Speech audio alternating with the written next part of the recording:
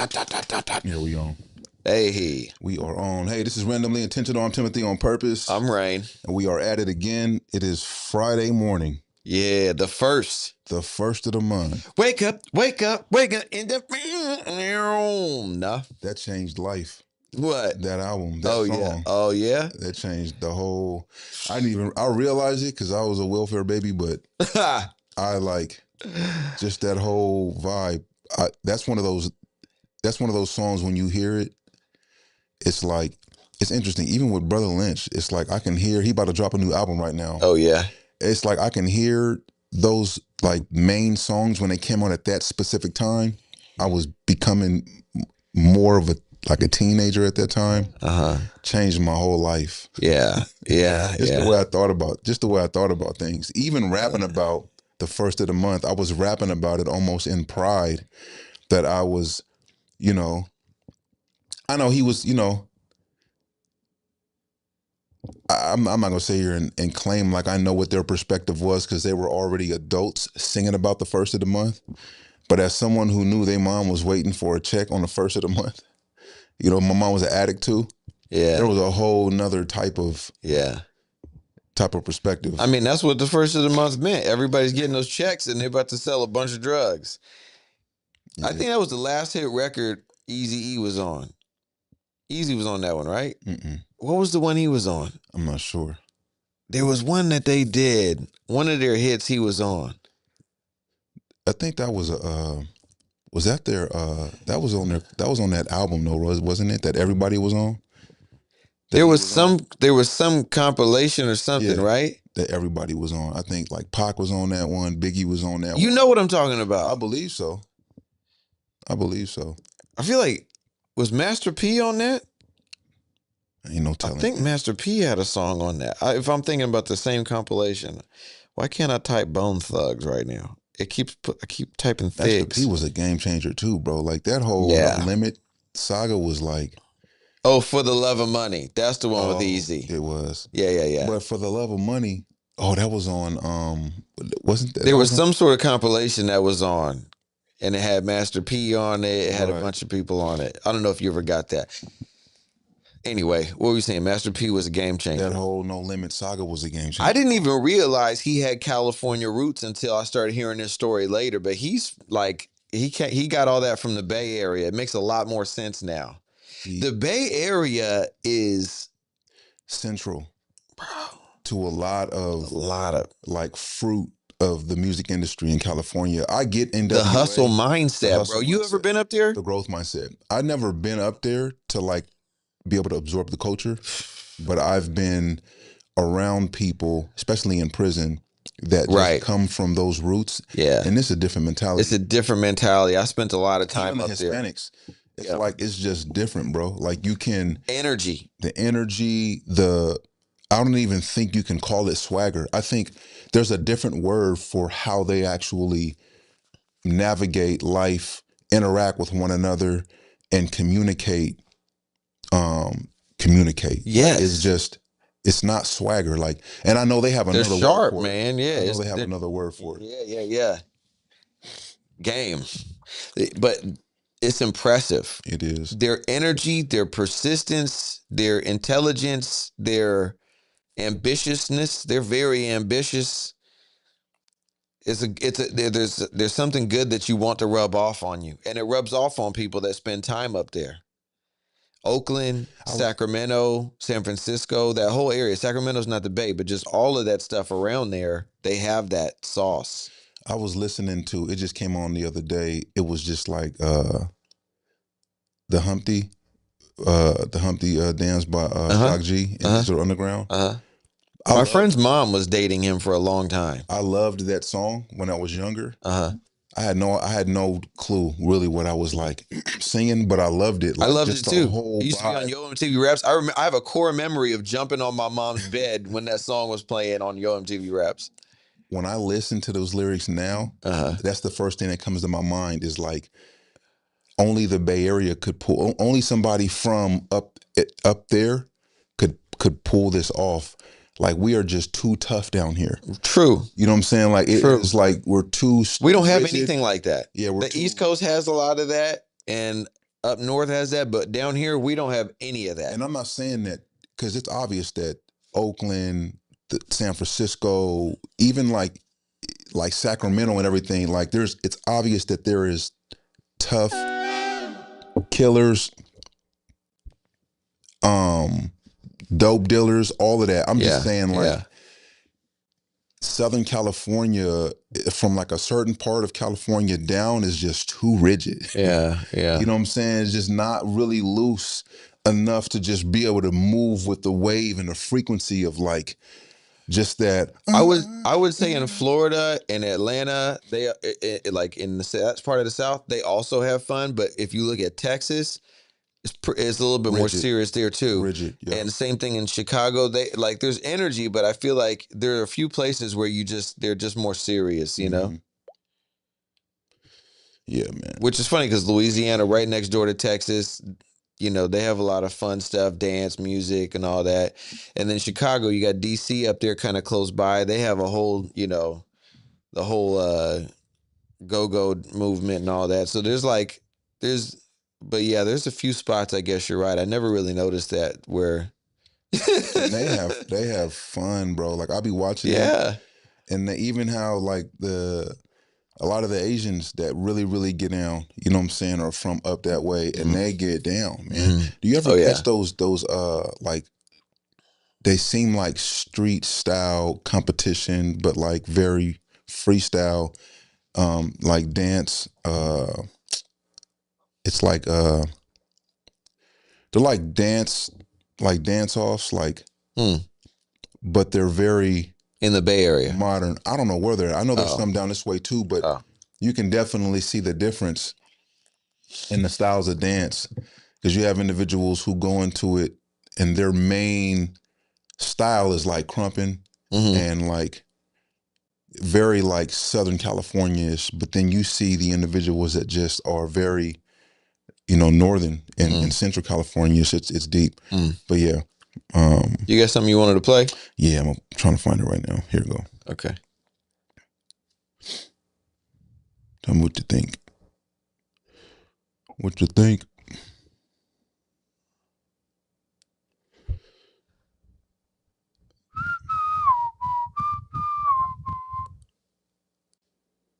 Once you realize the power of your words, you won't just say it.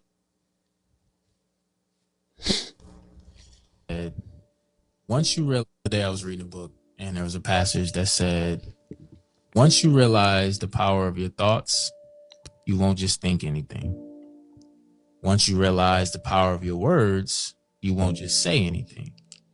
And once you realize the power of your presence, you won't just be anywhere. The other day I was reading. I like that. Thoughts? It's funny because it's very similar to what I wanted to bring to you today. We were kind of on the same wavelength there. I agree, man. I just think that easier said than done sometimes, because we're natural humans. We're natural beings. And so sometimes I think nature has its own idea about where it wants us to be and how it wants us to be. But we do have willpower and self-control. And so to the extent that we can, we should try to be intentional and in control of our emotions. Absolutely, what we say and where we are and what we do. And be conscious of our intentions. I think if you're conscious of your intentions, that's the overarching element that guides what you say, what you do, what you think. The intention is synonymous with your direction. What are you trying to accomplish with your life? What direction are you trying to go? Who are you trying to be? And let that guide all of your thoughts and actions and environments. You know, what do you think? Yeah, I think I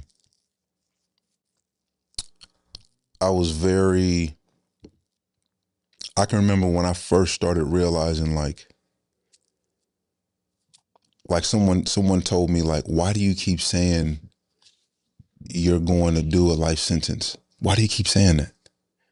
Like, and in my mindset, I believed like it was the thing that I needed to be saying, because I felt like I didn't deserve anything else. Like every time I come in, I'm facing a big case, and here it is again.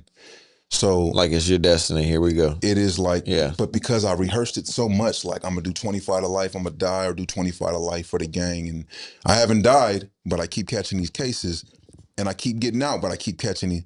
This must be, you know what I'm saying? Like the part of the identity I signed up for that's gonna actually stick.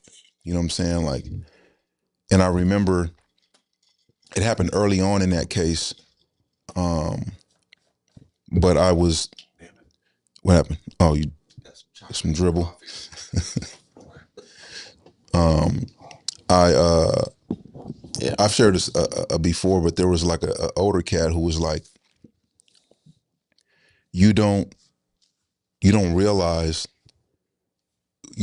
what you're saying, and then deep down inside, I'm like, you don't realize who you're talking to. You know what I'm saying? Like I know exactly what I'm saying. Yeah.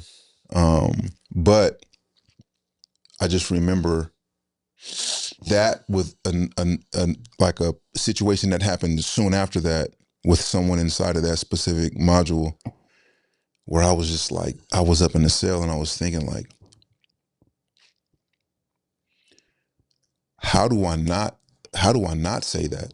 You know what I'm saying? Like, how do I believe with all of this time and all that I've escaped and all that I'm up against, all that I just left, gang wise and family wise, how do I even start to speak out of my mouth something that seems so not real for me? You know what I'm saying? Like, how do I say that I deserve to go home? Or how do I say that one day I will go home when I don't know how to be home without being everything that leads me back here? And so, but like the power in our words, and I think I didn't really get the revelation that helped me to stop saying a certain thing. But I think that's when someone really challenged me, you know what I'm saying? And I started to more so process what I was saying. And you challenged yourself. I challenged myself, you know what I'm saying? Like They provoked you to challenge yourself. Right. But the main challenge, like I had to like record his voice in my mind and download it. Right. So that I could keep playing it. Right. You know what I'm saying? Like that was your lifeline. You held on to that. I held on to that because I couldn't find how to ask myself that from my own words. You know what I'm saying? If that makes sense. Right. No, 100%. And so, yeah, I think. What did you learn about once in hindsight, you realized that you were wrong? I did. However, it's like when your mom or your dad, I'm going through it right now with Ian, or you may have went through it with your daughters. It's like people try to tell you what they know better about where you're headed or about what you're saying or about what you're thinking, and you and all your right as a developing brain and as a developing being are just like, nah, like I got this figured out. And so like I didn't necessarily know what to do with what I was learning about what was manifesting. It came 2 years later, but I just remembered like telling myself specifically, I found all these things the other day. I used to write every morning to try to counter what I was believing. I would read a Daily Bread and I would write a page on it every morning. That was my devotion. And that was the beginning of rewiring, but it was still hard for me to speak it. Like, you know what I'm saying? Like, it was hard for me to speak, one day you're going to go home. You deserve to be the best version of you. Not the best version that you and the homies have developed to become what you thought, but like there's something else emerging and evolving. And one day you'll see it, but you have to realize you're speaking against that every time you say, you're speaking against him every time you say you deserve, you know what I'm saying, to do life.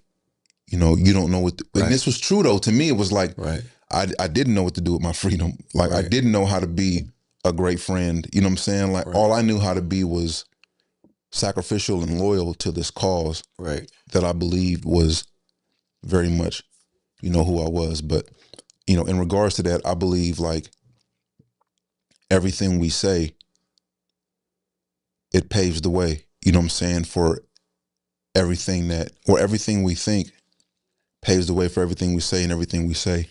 And both of them kind of pave the way for everything you're going to do. And Like it's been made to be a bit of a joke because people kind of take the idea too far, but it's kind of this whole thought of manifesting is what you're talking about. And there's a truth to that. But people have gotten silly about it on social media. They took it out of context where it's like, oh, I'm manifesting $10 million. Come on, bro. That's not what it's about.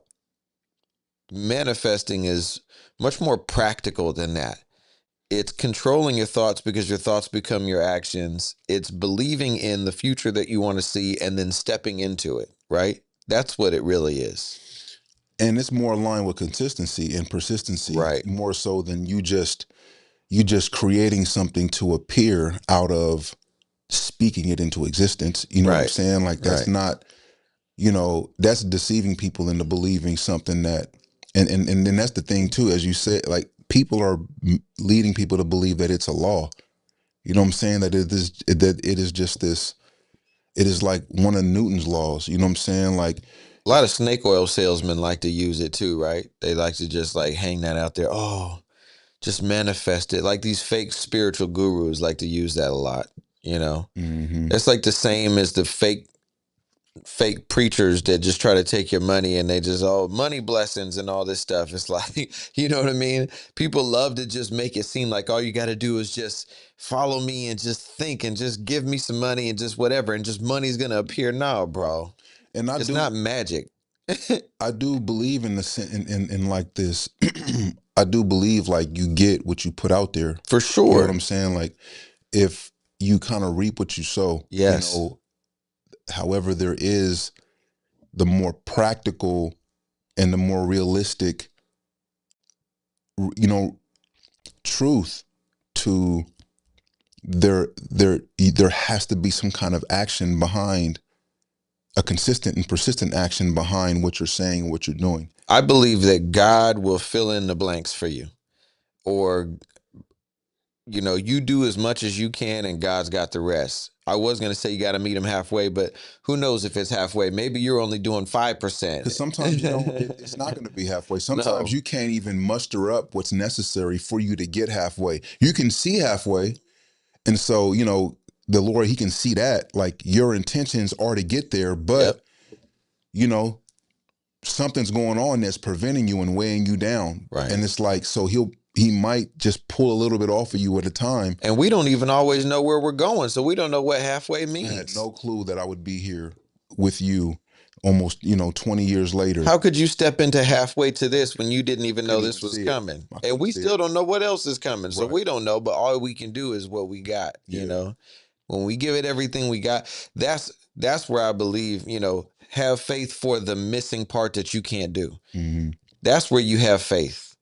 That's where you manifest. Where were you at when you first, when that revelation first hit you? You know what I'm saying? Like when you were like, That you got to believe. no, when you were like, we'll probably go through each one of these at a time, but the first one, when you realized I can't let this come out of my mouth no more. You know what I'm saying? Oh, like, I can't be speaking this life yeah. out there no more. That's a great question. I want to say it was, when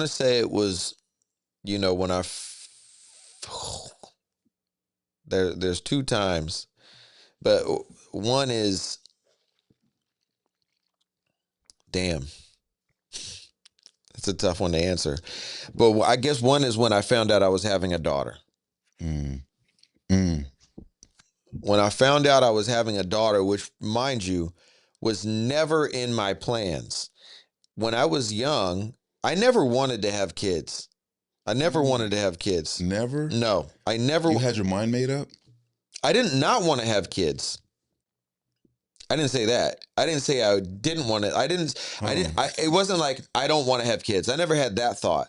I just never thought I want to have kids. I was kind of indifferent. I just didn't really think about it. I just like, it wasn't a thought for me like, oh, one day I'm going to have kids, or, oh, I never want to have kids. I never had either of those thoughts, but it wasn't like I was like, oh, I can't wait to be a dad, or, oh, I want to, that definitely was not a thought in my mind. But still, the, the idea came to me when I was very young that I would have one son one day. I didn't ask for that thought. I wasn't sitting thinking about it. It felt like one day that idea just popped up in my head. I'm going to have a son. Okay. So when I had my first kid and he was a boy, I was like, here he goes. Here he is. Exactly how I felt. I was like, well, I knew it. Exactly how I felt when I had my first son. I was like, okay. And then when I had my second kid and it was a girl, which was years later, but when I had my second kid and it was a girl, it confused me. It shook my whole understanding, which, it's funny because when we're young, we think we know, but we don't know anything, and I just didn't see that in my path. A year later, having my second daughter was really mind blowing.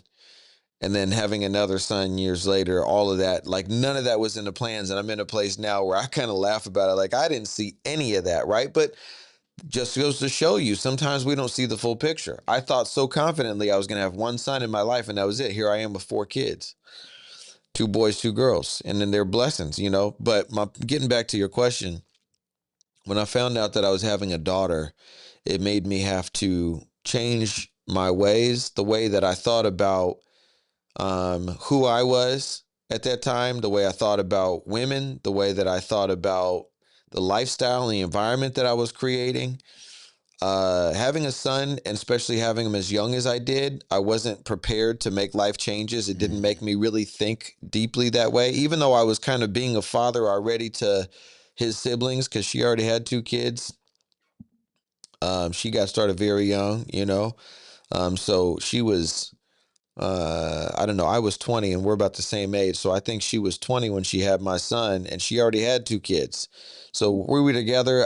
And her kids didn't really have like a father figure in their lives. Definitely not her daughter, and her other son kind of did. But so I was there all the time. And so I was like 20 years old. I'm trying to play dad to these other 2 kids. Now I got my son but that ended up not working out because we were young and dumb. And I was like, man, I'm out of here. And I just went to go live my street life. I was like, I'm just going to go live my life in the streets and do what I'm doing. And, but when I had my daughter, and I don't think it's just because, I think it's a combination of I was a little bit older and it was a daughter. It just made me rethink everything. And in that moment, I can say that's one of the most significant and abrupt changes that I've ever made in my life. Was it hard for you? Like, was it hard for you to, like, language wise, mentality wise? Did it help? You know what I'm saying? Like, did it help kind of pull off? Because I'm sure all of the layers weren't able to come off immediately, but right, like the main layers to kind of help redirect you and actually give you like some edge on a new belief system. So that's a great question, and it actually and I've talked about this before, but I have to bring it up here because this is that moment. So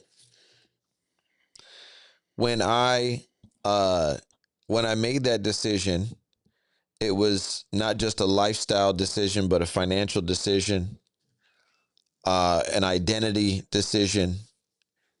And I didn't even really fully think through what all that was going to mean. I just leapt, I just jumped. I didn't really think, I didn't know. Because for me, it was a non-negotiable. So it didn't matter what was going to happen because I was going to do it regardless. My daughter and the environment that I was going to keep for her and the lifestyle, not necessarily lifestyle, but the life that I wanted her to have was more important than whatever I could have been wrestling with to make that change. So I didn't even stop and think Now, the first time I had a chance to stop and think was when I moved out of that house that I was living in with the huge yard and the fruit trees and all this. And here I find myself in this apartment on Alistar, which I just drove by and showed my son the other day. I know he was blown away. He was like, "What?" And when we pulled up, somebody was walking back into their apartment, right? And I pulled up and I was looking and I was showing him, this is where we used to live. He didn't live there, but Right. but I was like, this is, where the girls were born. And there was a guy walking back into his apartment, and then he looked over and he saw us looking. He was going into that building. I don't know which one he was going into, but he stopped and he looked, and then he kind of walked back towards us like he was like, what are you guys looking at? You know what I mean? And my son was like nervous a little bit. And he came and he walked and he looked, and I was just looking. I didn't move, I was just looking. And then he came, kind of checked us out a little bit, and he turned around and he went back. And he was like, what was he looking at? I was like, son, in neighborhoods like this, they're not necessarily that comfortable with you pulling up and just staring at stuff. We're staring at his building. He's like, what are you looking at? He's like, who are you? This is odd to them. Mm-hmm. And it's just a different energy that he hasn't seen or experienced. So he was like, what's going on? He's looking around. Everybody around there looks weird to him. Yeah. Everything going on looks weird to him. Yeah. He's like, what is this? And like, this is where we live. Because the energy is different. Bro, in locations for some reason, especially on that street, but there are locations like that where you pull up and you just feel it shift. It's just something else immediately. And that was one of those places. And it still looks the same. And so we pulled all the way through, and then we went to the cul-de-sac, came back around, and it was like he was at the zoo. He was like, what is going on in this place? Just really observing. And, he talked about it for a couple of days. He kept bringing it up. But my point is, after we moved in there, I've brought this up before. I put all my stuff in. I brought the last box in. I came back out. I stood on the rail, and I'm looking out at the neighborhood the same way my son was looking at it. Maybe not the same way, but I'm looking around. I'm like, man, this is where I'm at. And I said, okay. In that moment, as I think I was maybe preparing to start feeling sorry for myself, instead of doing that, I had a conversation with God. And I said, God, if it takes me as long to get back on my feet as it took me to mess it all up and get here, so be it. So be it. Let's go. And that was liberating because I wasn't clinging on to like where I just was a month ago. I wasn't clinging on to the past. If anything, I was looking to the future, and I gave myself a long track too. That was the smartest thing I think I did. Was I wasn't like every month, like your expectations. My expectations was like, man, if it takes me 10 years. So I put a 10-year clock, really specifically a 7-year clock, but I put a 10-year clock. I just say 7. I thought about it as being 7 years that it was going to take me. So I was like, all right, if it takes me 7 years. So a 7-year clock is like, you're pacing yourself. If I'm going a 100-yard dash, I'm running. If I'm doing a 26.2-mile marathon, I'm pacing myself. So I set myself up for a marathon there. But when I went through to answer your question, this was very soon after that, I'm like, all right, well, I need to get a job. Like, I need to figure out some income. I don't have anything going on. And when I went to flip through my phone, I'll never forget, because I was standing in that same spot. I don't know if it was the same moment. It could have been the same moment. I don't know. But I know I was standing in the same spot when I did it. Right outside the door. And I'm flipping through, looking through my contacts, and I'm like trying to find somebody in there that can help me.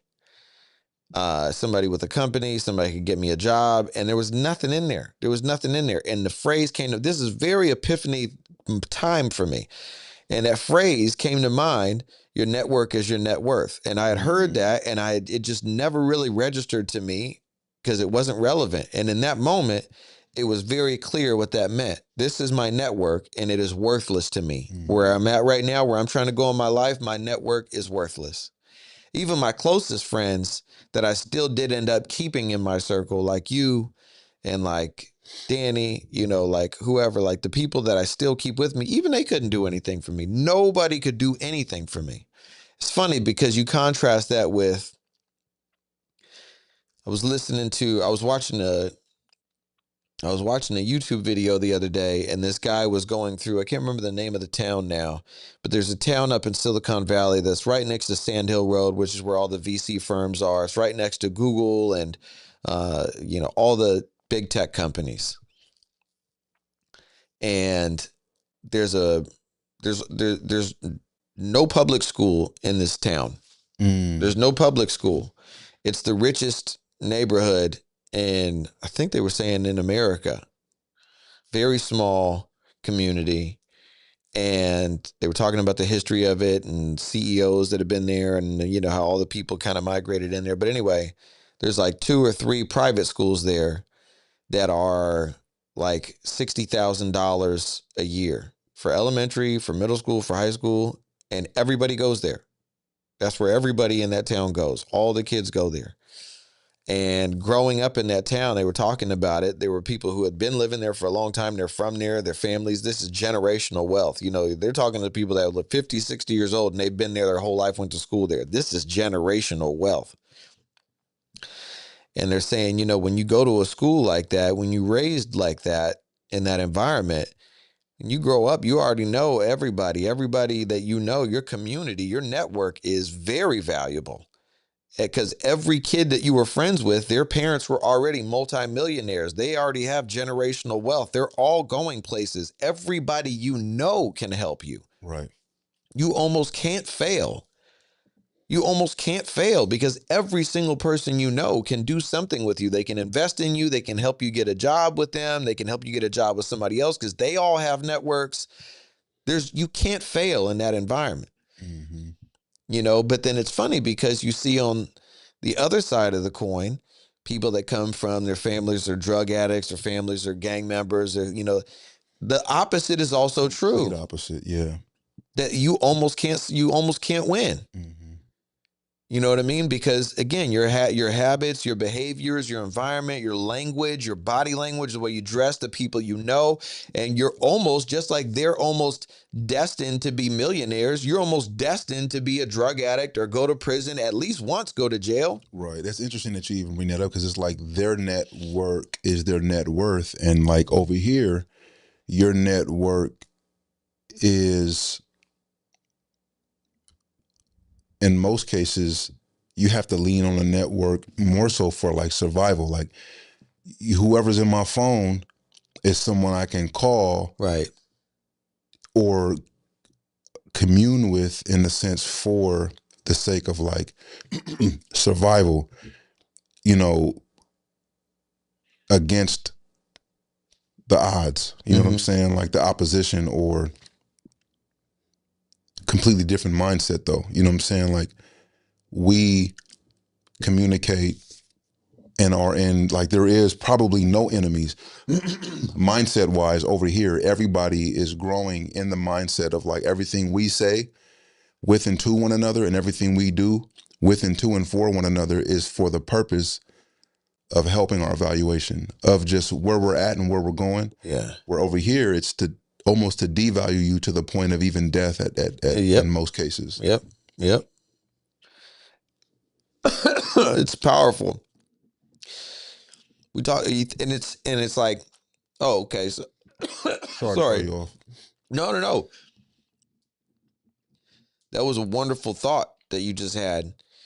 And I think just like everything else that we do, we arrive at these ideas that we don't realize we're moving towards. And I think we just arrived at a really interesting idea there. That's not really what I was trying to get to, but there we are. Like, and this isn't about blacks or whites or unfairness or any of that. It's just a matter of, and when you understand these concepts, you can intentionally wield them in your favor. Mm-hmm. Because we have more power over our networks and our environments and what we surround ourselves with than we realize. Right. We have more power over it. Even in poor neighborhoods, you have a car. Somebody's got a car. You can get the hell out of there and go somewhere else and start. I remember there was a time that I started going to the farmer's market in Rancho Santa Fe. There's farmers markets in Vista, Oceanside, Encinitas. Right. I started going to the farmers market in Rancho Santa Fe every weekend on purpose because I wanted to start making friends there. And I knew that if I showed up all the time, somebody else is showing up all the time. And at some point, we're going to start seeing each other and we're going to start to become friends. And it happened. Right. Next thing you know, I got buddies down there in Rancho Santa Fe. And when I show up, they're like, hey, Rain, what's up? And people are looking around. They're like, who? They think I'm somebody big in town in Rancho Santa Fe. Who is this guy? You can do that. You can. You have the agency to do that. You can decide to do that. But that thought doesn't cross most people's minds because all they see is what they see in front of them. Especially when you come from, and I had to catch myself with this because Keisha, you know, with what's going on in our life right now, she can't really, we all love ice cream, you know what I'm saying? But we can't really have it like we used to because it's just too much of a temptation for her. And so, does she eat fruit? She eats fruit. I saw, not to cut you off, but I saw I think it's a Ninja ice cream maker.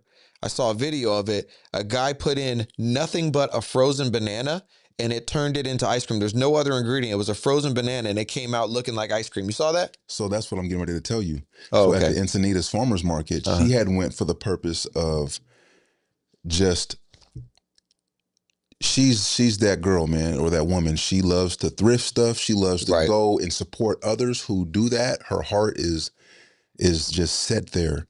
So she went to go look for some scarves and other things to kind of just comfort her and help her to navigate this season of our lives. And what do you know? You know what I'm saying? Like they had like this ice shaving vendor who had like, I ain't never seen this kind of shaved ice before, bro. It looked so good and it was healthy. And I'm thinking that's what she was talking about. The whole time she's talking about this, you know, banana ice cream. She saw the same video I saw. Well, she saw, she was walking past and she was like, banana ice cream. Oh, okay. And it was literally, they pretty much, I can't think of the name of the process, but it starts with an M. Master, you know, something, master, I can't even say it. But she couldn't even say it. But they literally take frozen bananas and the machine turns it into an ice cream. Yeah. But that's Keisha. Hey girl, hey Keisha. And myself, I feel awkward because the whole time I'm there, it's Encinitas. It's not like Carlsbad. I guess you. Encinitas sometimes can be it could be depending, because I've been in some spots in Encinitas where it was very, hey, what's up? Yeah. But no, I know what you mean. This farmer's market was very it was very white. It wasn't your vibe. Not to say, my wife also loves Encinitas, and she always talks about how that's where she would like to live, but she understands because I always say it. I'm like, you know what? To be honest, it's really nice out here, but these are not my people. Right, and it's hard. Like, I don't think they necessarily like. It's not a dislike. They're cool. It's not a dislike at all. It's just an unusual adaptation. Like, how do I adapt? They're not rough enough around the edges. Like, it feels like they had, like, nothing's happened in their lives, like nothing bad, and it's probably not true.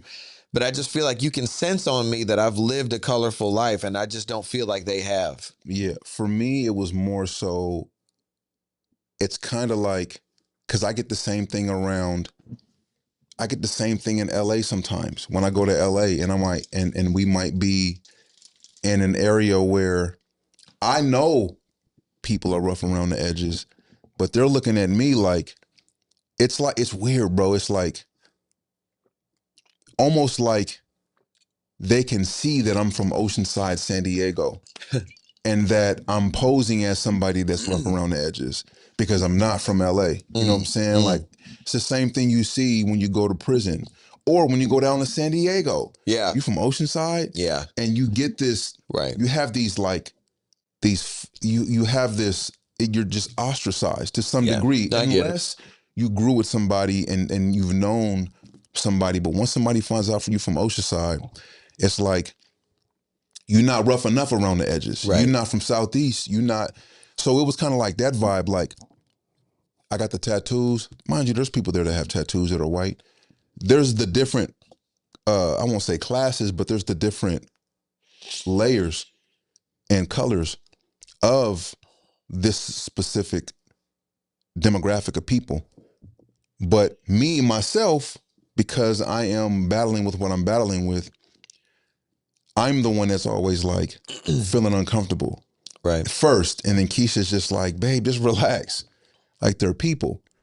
And it's just like, you're right. And then I'm smearing Zuri. You see the other kids, Ian, we're just unapologetically who we are. You know what I'm saying? Yeah. And you can see that. But it's almost like even the kids, they're just looking up like, we got all shades. You know what I'm saying? Ian's kind of like the darker chocolate. You know what I'm saying? You know, me and Keisha are lighter. Zuri is like, you know, she's lighter.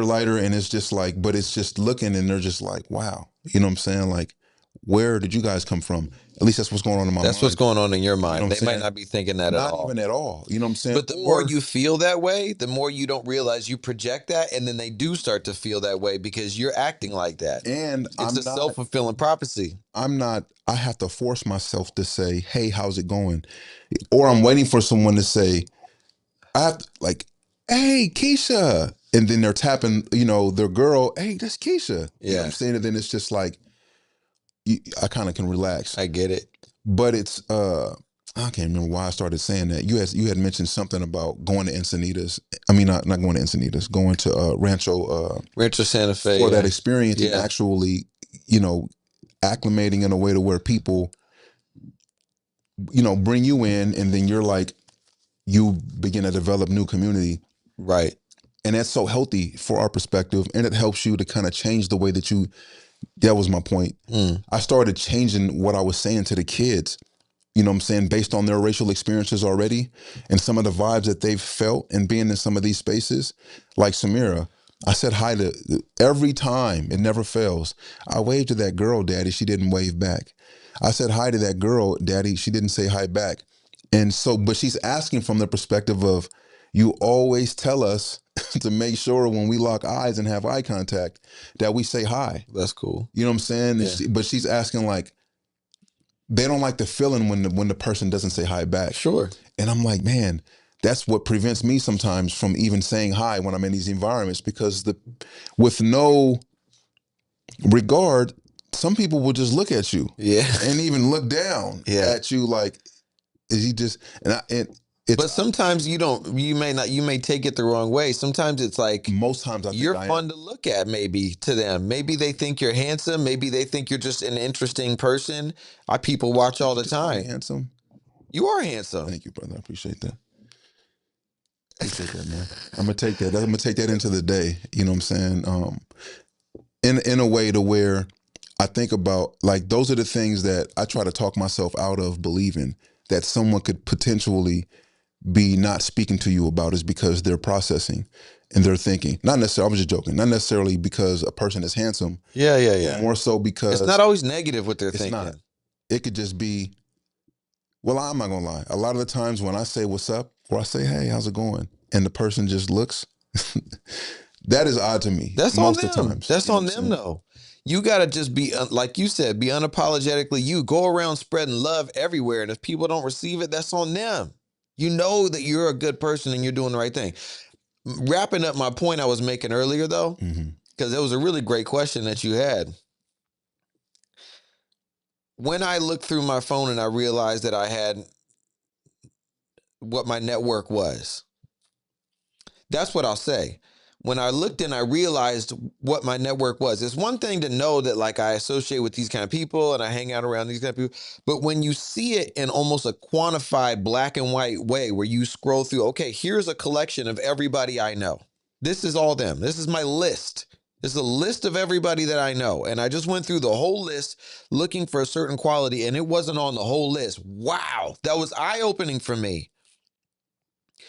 And I knew that, coupled with this idea that I'm moving in a different direction. Okay, I'm moving in a different direction in life, and this is the list of the people that I know. Those two things together let me know I got to change everything.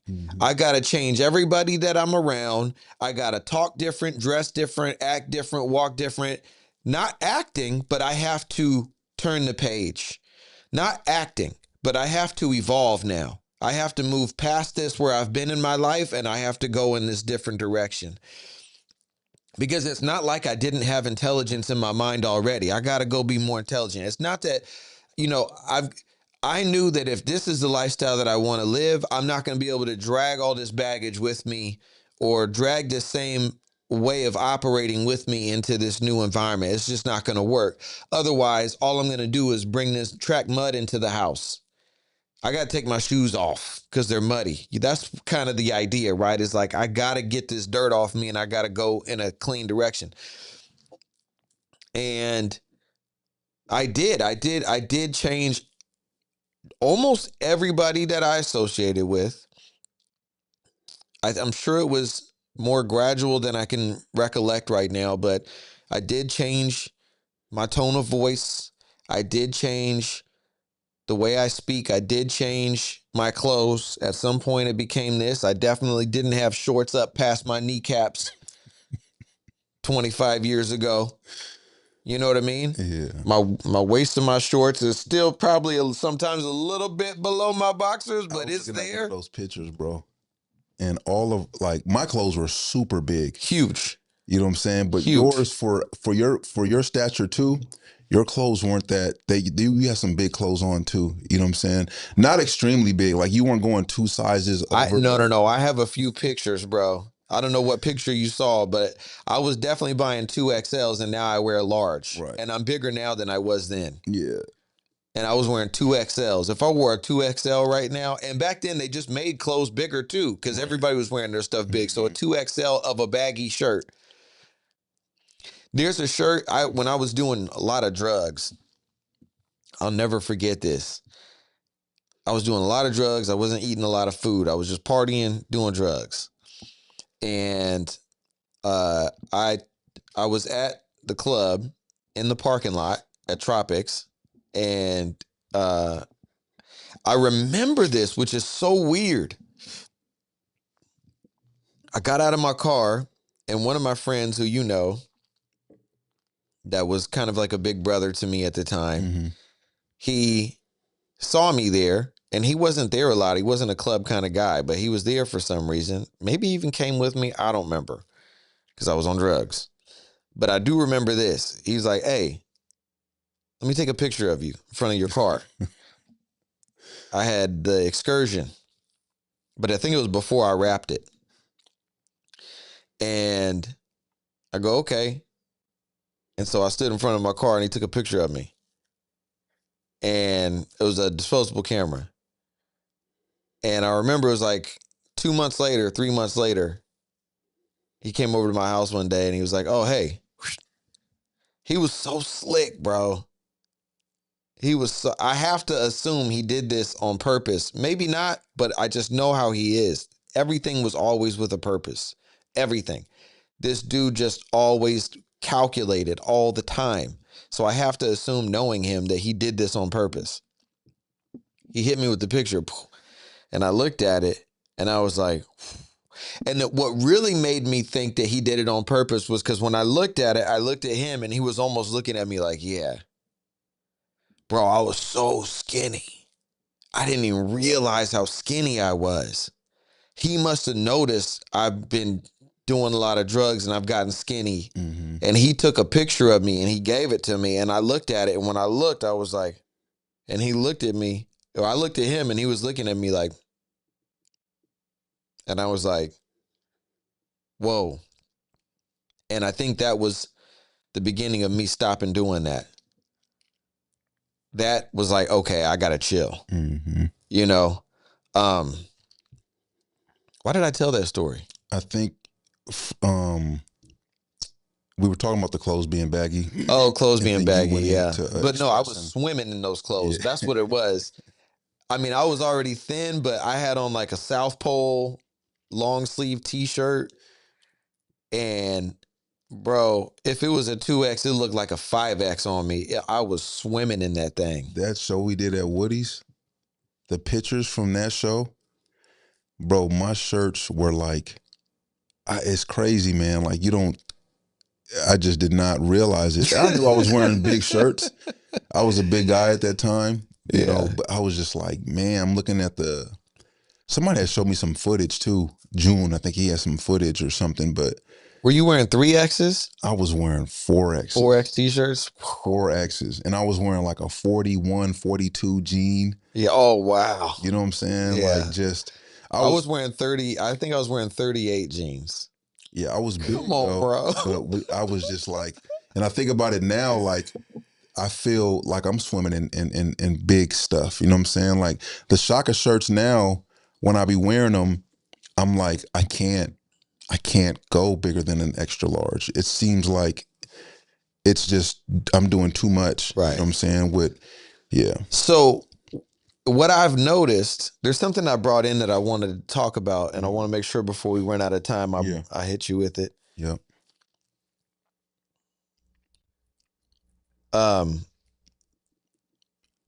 But oh, that's good. You know, but sorry, something just took my attention there. What were we just talking about? You were saying that you had something that you wanted to talk about before time ran out. I know, but it was something else though that we were just talking about. We were talking about. Oh, this is it. Sorry. It was a good email, business email I got in my mind. It's like, oh, I'm gonna make some money. So, what I've realized, and I'm thinking about this with my son right now, older son. What truly prevents people from moving in a better direction in their lives is, oh my God, you're going to agree with this 100%. You might not. Sometimes you surprise me. But I think because you and I have both done it, that you have no choice but to agree with me on this. To some degree, huh? The thing that stops people the most from living a better life and from moving on from where they are, that's not serving them, is their unwillingness to make deep change in their lives. I'm talking about changing the way they talk, changing the people that they hang out around, changing the way that they dress. It's drastic, it's deep, and it's not gray. It's black or white. You are in or you're out. There's maybe a little bit of gray, but for the most part, it's a drastic and significant change. The way that I'm speaking right now, my tone of voice, the way that I'm articulating my words, same thing with you. We did not sound anything like this 20 years ago, 25 years ago. The whole tone of my voice would have been different when we talked. Maybe, I can't remember. I don't have recordings of me just sitting around talking, but do you agree?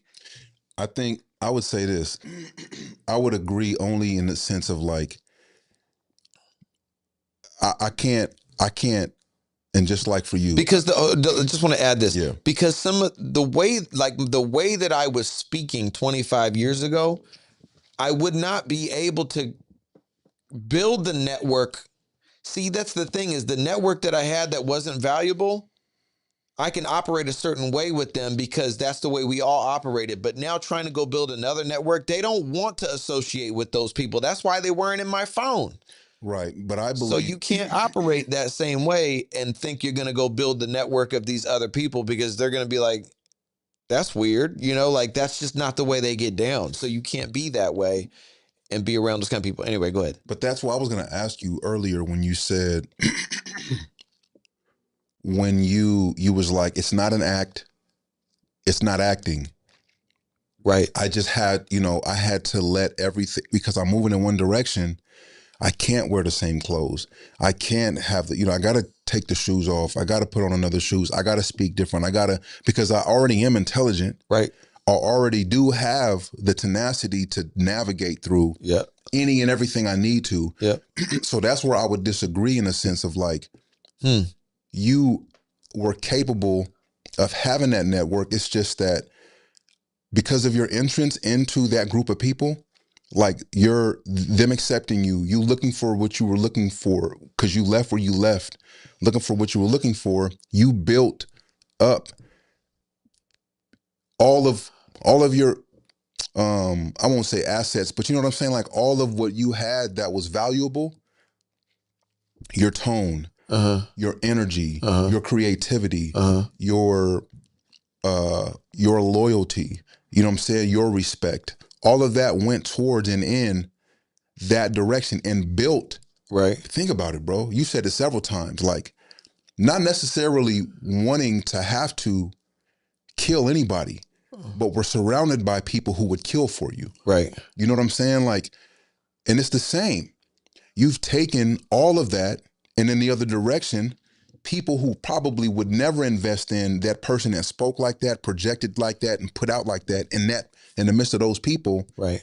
now you're doing that in the sense around people who have resources, the network to actually invest in you and become an asset to you in that way. Right. So I think it's the same. It's like everything that you had, but at the same time though, I believe it's become even more like there's so much that has developed out of this version of you that yeah, I think when you hear yourself speaking now, when you see yourself putting out, you know, your output now, there is way more value and way more to be respected and way more to actually grow the healthier fruit because you've had the how long has it been since you drank or since you've drugged or you know what I'm saying? It's been over 10 years, I'm sure. So cigarettes, it's been 11 years, and alcohol has been 9 years. You know what I'm saying? So all of that momentum, all of that healthy living, that adds to the clarity, I think. Yeah. And the vision to be able to hear and see clearly Yeah. with more like, it's like when I change these wires out, it's the same mics, you know what I'm saying, the same cameras, but this stuff is coming through way more clearer because Right. of the wiring, you know what I'm Right. saying, like that Right. is in these wires, you know, but it's like there's no feedback or like no crackling in Oh the yeah. wires. When did you do that? I did that the last time when I went to go plug them in, and Uh-huh. then I was like, man, the audio didn't connect again. Oh. And it was because that wire was burnt out. Oh, okay. And I was thinking like, I went to go look for some camera cables, and they were trying to sell me. They took me to the camera and was like, back here we have like the $500 cables. And I was just like, and they were like, yeah, it has these metals. Gold. And I was like, yeah. And I started thinking about it. I'm like, oh, like every wire isn't just a wire, you know what I'm saying, for the purpose of audio. Like there are some audio wires and some video cables that actually will produce a healthier signal. For sure. You know what I'm sure. saying? And Yeah. so I just think that we have a healthier signal so we can see and hear our value a lot more clearly. Yeah. Your tone back then, when I think about times when we were in the studio and you were like, I remember the first time I did it when I did it in Cali, and you were like, you know, I was trying to believe in the song because it was more of a milder, softer, one of my first like really laid back summer vibe California type songs. I love that song. And you were just like, bro, what? Yeah. You know what I'm saying? Yeah. But it was loud and clear at that time. A lot of my music, I think the same way you project to me now, bro, you can do so much more with your business. You were doing then, but more so in that context, like with my life with music. Bro, focus up. If you got to come here all day, just stay out of trouble. Yeah. Same thing you said then. You said when I first came home, hey, bro, you need some office space for your business? By all means, bro, come here. Stay I out of mean, trouble. you'll probably never know how much I admire you, and even not in a negative sense, but envy you. Like you're a more powerful person than I am. You have more magic on you than I do. Like I believe that anything that you want to do, you could do better than me. I truly believe that. I truly believe that there's something special about you that I don't have. I have something special about me too. I have my own special stuff. That's where we see, I think that's where we're very alike in that sense, is the way I revere you and the way you revere me. And it meets in this way that helps us to live in this very organically in sync way. Yeah. Yeah, we have expectations of one another, but they're like, I'm willing to compromise that expectation if I feel like you say something to where you're not even stepping over a line or encroaching anything. You're just like, I love you, bro, so I'm going to say this. I'm always going to tell you the truth. You know what I'm saying? And same thing. You're like, bro, I love you. I'm gonna. What do you got? You know what I'm saying? Like, I can accept it. Yeah. But I think that it's mutual, bro. Like that's why I always felt, and I think a lot of what drove me into that is I felt safe around you in a way that I didn't really understand. I didn't feel safe around homies, and it wasn't because I felt like I was in danger to them or they were in danger to me. I just felt like you would never put me in a position to where I felt like I had to hurt you or you would hurt me in the way that the gang always threatens you with. Right. You know what I'm saying? Like you see it right. happen to other homies turn on homies. Yeah. Or you see it happen to the enemy. Like we have to prepare for when we run into them. Yeah. I was always able to like kind of in more ways than I realized woosah when I was with you. Yeah, you know what I'm saying? Like let's just do music. Yeah. I get to release. Yeah. You know what I'm saying? Like, but yeah, I always kind of looked at it the same way. It's like, man, I wish I could live like he lives every day. Oh yeah. You know what I'm saying? Like just, even though you were in the midst of a lot of individuals who would go the distance, it was like you could do it in a way to where I just believed you didn't have the pressure of like. Well, my group was much different than your group. Right. They were.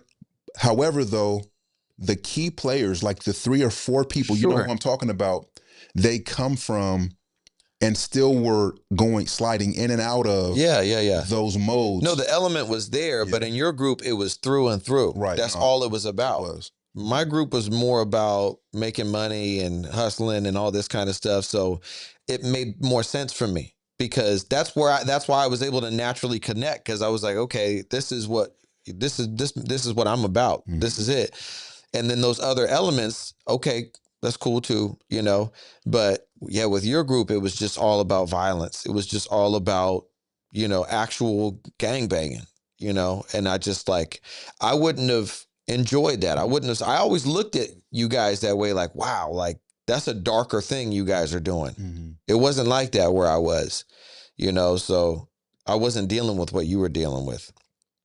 Yeah, I think our frequency, bro, like what we're able to intake and put out now is just a lot more.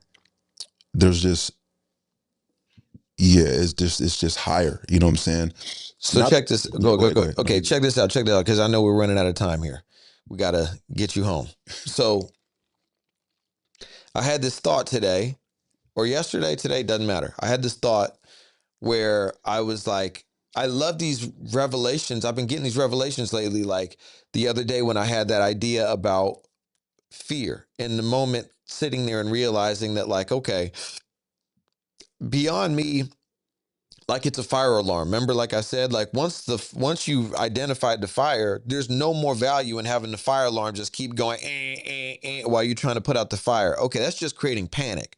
So once fear lets you know that something urgently needs your attention. And once you've identified what needs your attention, you don't need the alarm to keep going off. Turn the fear off and just deal with it, you know, because the fear is not serving you now. And I think, you know, I've thought that for a while, but I was able to really finally grasp it and turn my fears off when they're not rational, when they're not serving me. And I like a healthy fear. I like to be pushed like, oh, I need to get up. I can't sleep till 7:30, 8 o'clock today. I've got shit I need to do. I need to get my ass in there at 6 o'clock. I like when I wake up at 5:30 and I got that fear right there going, hey man, you better get after it. Good, because what business do I have laying in bed till 8 o'clock if I got stuff to do?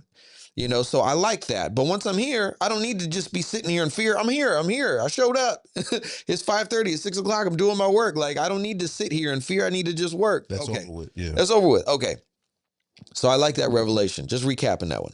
I had another one where I was like, man, you know, imagine you're sitting on, it's a beautiful idea.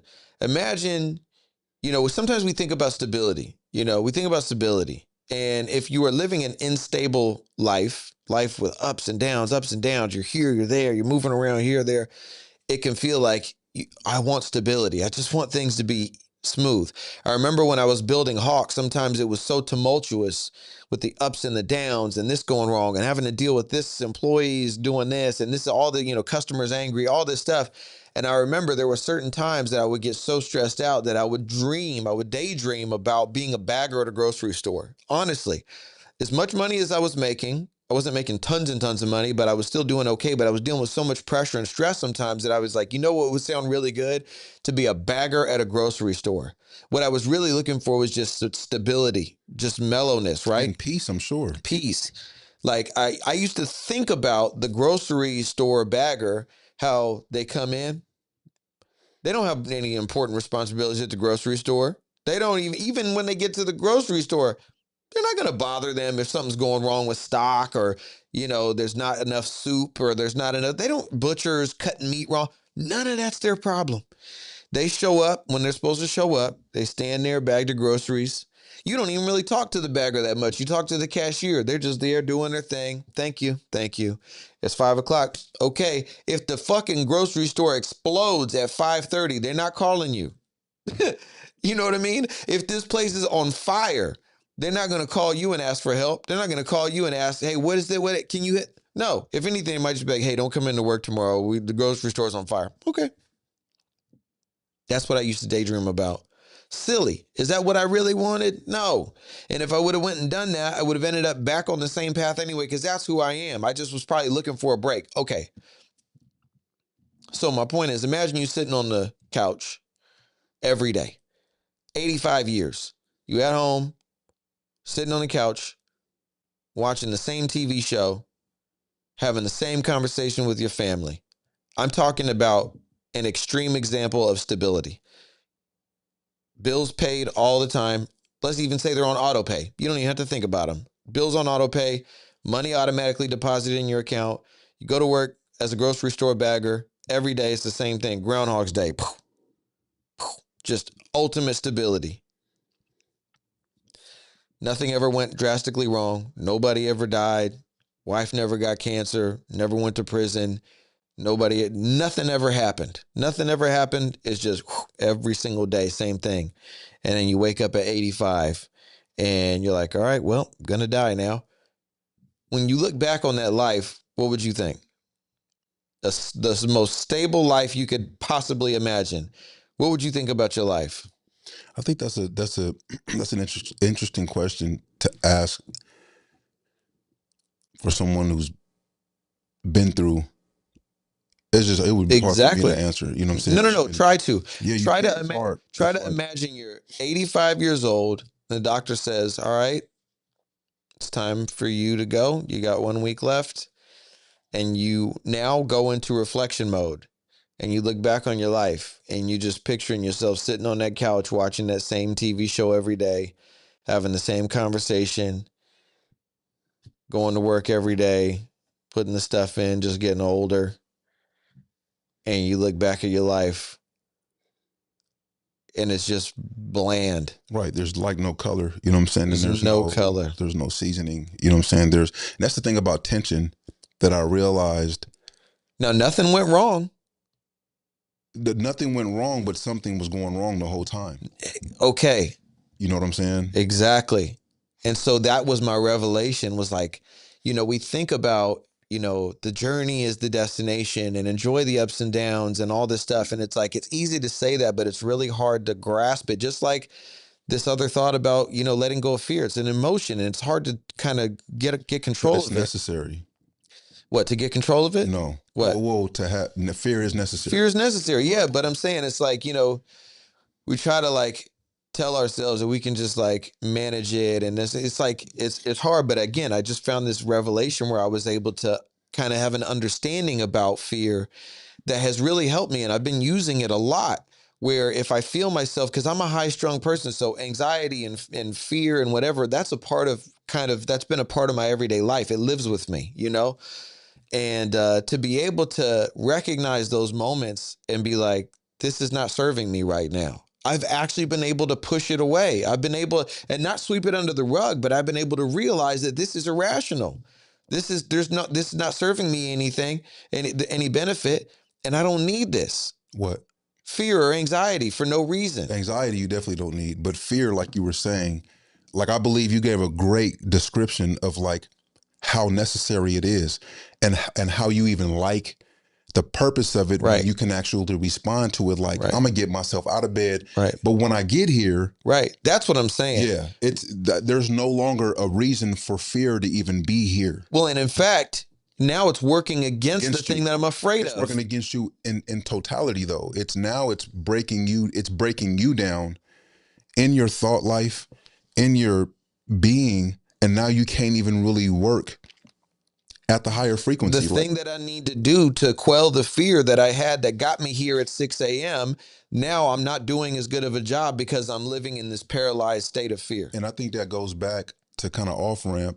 That goes back to in the beginning. I can't remember what the second one was. I know the third one was once you realize how valuable your presence is, you'll more so change where you go. But once you realize how powerful your words are, you'll change what you say. Yeah. And this is the thing. It's like, I think the second one was think, but you realize I can no longer agree with what fear wants me to agree with.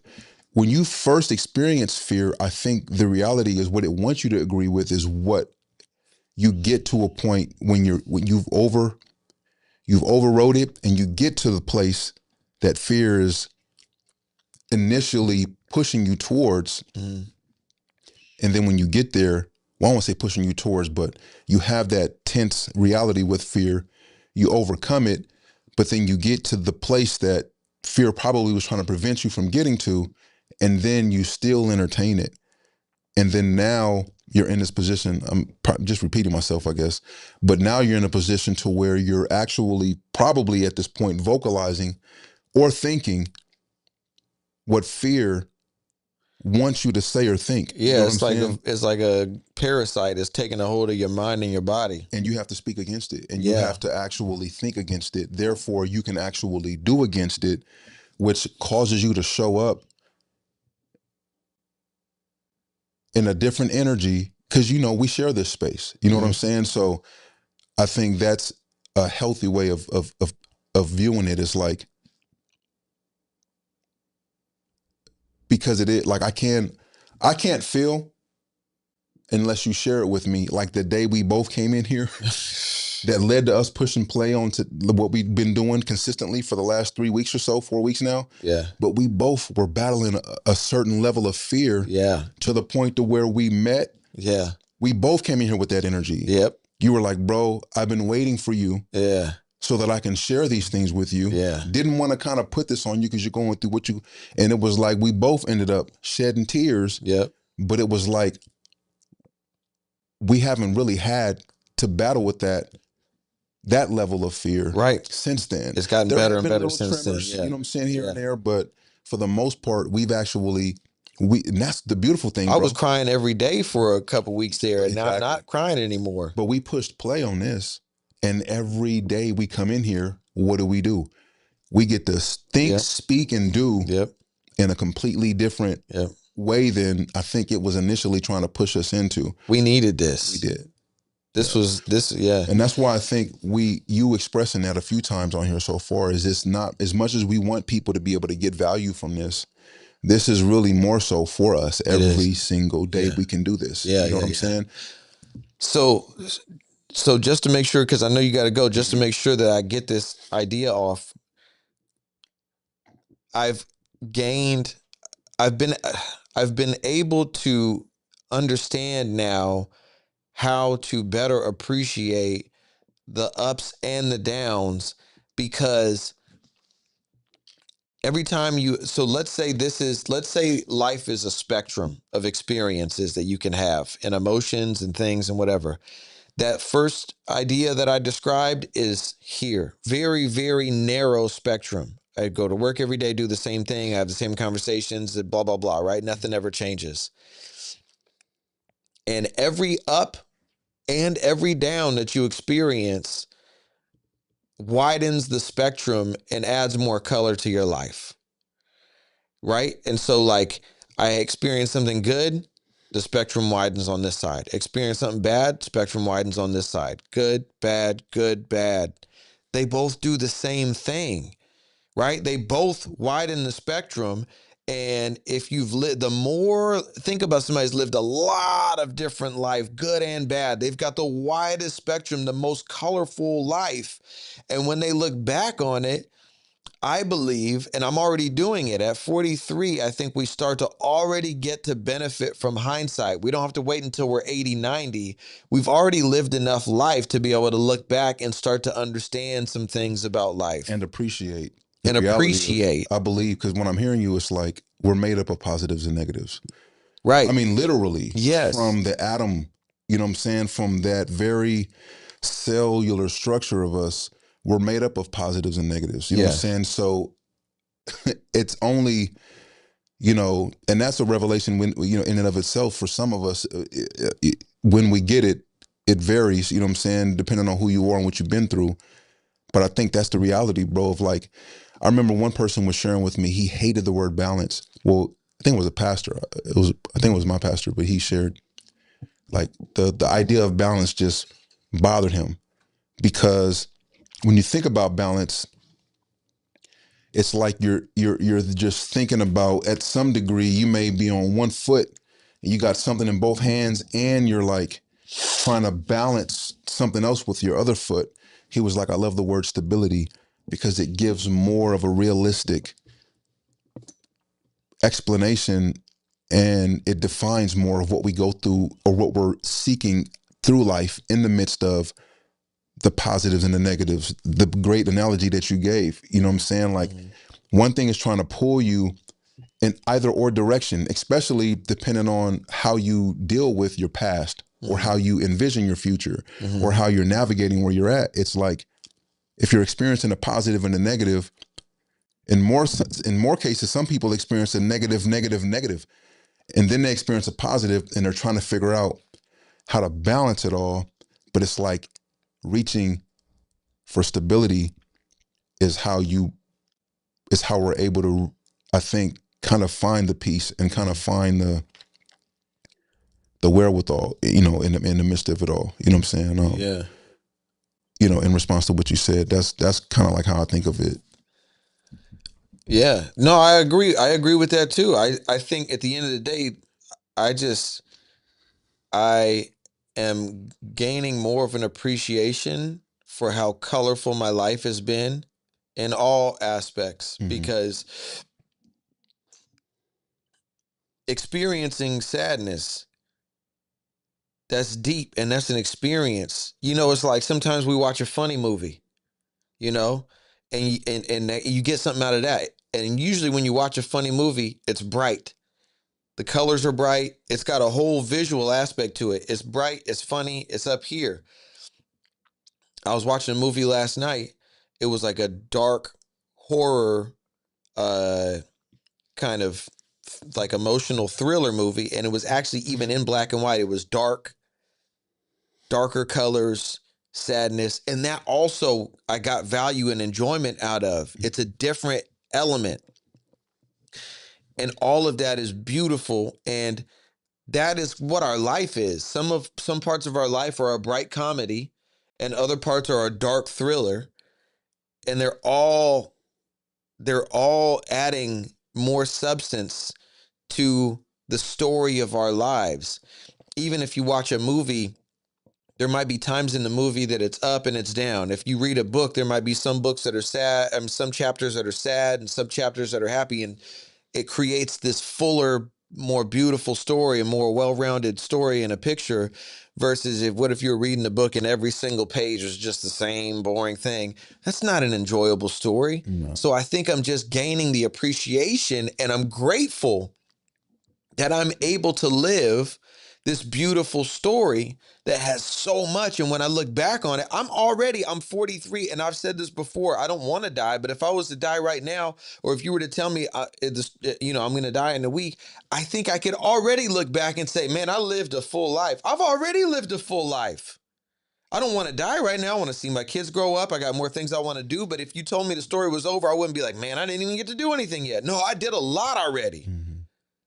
I already have done more than most people will do in their whole lives. I've already seen more than most people ever will. good and bad. I've already lived enough substance. I'm not saying that I feel satisfied already with my life because it's been all good. Mm-hmm. It's been good and bad. You know, I know some people, like I could even say my wife's parents, my in-laws, they've lived pretty right down the middle lives. You know what I mean? Yeah. And I can see them and I can go,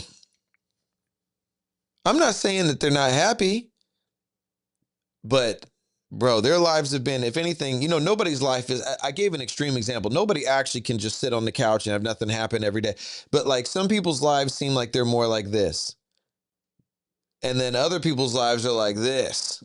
And that's how my life has been. Huge ups and downs since the very beginning. I was born on welfare. And then my mom became a stockbroker and then she was rich. And we lived in La Jolla and we had all the money. She would send me to the arcade every day across the street with $20. And then she lost her license because she did something she wasn't supposed to do. She lost her job, didn't save any. Oh, and then she had saved some money. She lent it to somebody. They stole it and ran off. In a matter of an instant, we went from this, eating at French restaurants, eating sushi, to whoosh, flat broke. She married my stepdad, who was just getting in the Marines. He was making like less than $1,000 a month. So we went from having all this money and making more money every month. She was just stacking up money to all of a sudden we're poor. You know what I mean? And that's the way my life has been. And she was happy. We were having a good time. And all of a sudden we were poor, having to fish to eat, shoot rabbits to eat, go door to door begging for money. Literally. My mom was bold. We went in my own neighborhood begging for money, going door to door. Not really begging, but she would come up. I told you before, she came up with she had a little basket of chocolates and she would go door to door coming up with stuff. We did that in our own neighborhood, you know, but like the ups and downs, there definitely was a time where it forced me or it caused me to like seek or dream about stability. I don't know if I ever actually sought it, but I thought about it like, man, I just want to get off the roller coaster. But now that I'm where I'm at, I look back and I'm like, man, what an amazing story. Like imagine like what movie or book are you going to be more satisfied with? One that's just like boring and straight down the middle, nothing really happens, or one where it's like every scene is something crazy. And even watching a movie like that, it can get exhausting because it's got you on this emotional roller coaster, right? But once you get to the end of it, you're like, damn, that was a good movie. That was crazy. That's the movie I want to live. Right. I don't want to live a boring movie. So I feel like I woke up to the appreciation that I've been overlooking or it's been hard to find for the tougher parts of life. Because those are a beautiful experience emotionally that I get to experience. Even if it's hard, it's a part of me that I get to tap into. Right. It's a part of life that I get to see. It's another color that I get to experience in life. And it's another chapter in the story.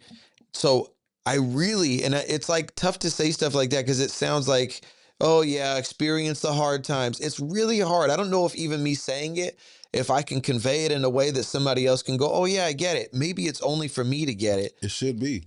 You know what I'm saying? But Honestly, I get it. It you should know? be. It really should be only for you.